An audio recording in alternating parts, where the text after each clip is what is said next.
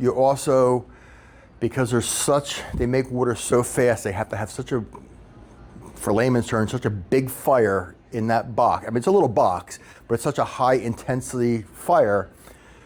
You normally then have to increase the gas line size. Sometimes you have to get, with the gas meters, sometimes the meters need to be replaced from the PSE&G because the meters aren't big enough to allow so much gas to be coming on at once to heat that. Now, they're not maintaining, they're not doing it, so there is an energy savings, but it just needs such a big fire because you have to have instant hot water. It doesn't have time to recover. And there's not a standby tank, so it has to make water instantly. One other thing with them, people don't understand, it's a 3 to 4 second delay before they actually get the hot water. Now, if you have your bathroom on the other side of the house, or your kitchen on the other side of the house, you're already running your water to wait till you get hot water at that tap. The pipes are cold, everything's cold, all that cold water's got to run through the pipes. But now you're adding another 3 or 4 seconds. So it's just more of a longer delay.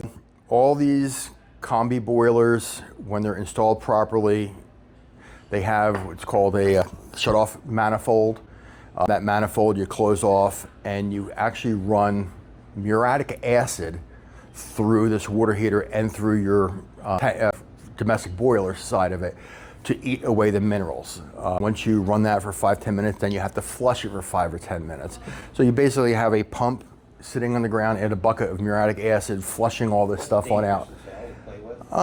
Once it's neutralized with baking soda and stuff like that, it's pretty, and then you flush it for 10 minutes. So it's not as bad as what people think it is. I mean, it's flushed pretty good. And that thing holds 2 quarts of water. So by flushing that thing out into the buckets, if there's anything left, there's gonna always be something left, but it's so minuscule. The problem with that is, that's not a $99 maintenance. Now we're looking at a $350. Some guys I hear are getting $450. It should be done every year. Most manufacturers are going to the 2-year because they realize if somebody tells you every year you're spending $400 to maintain your water heater that you're saving $90 a year on, it's stupid.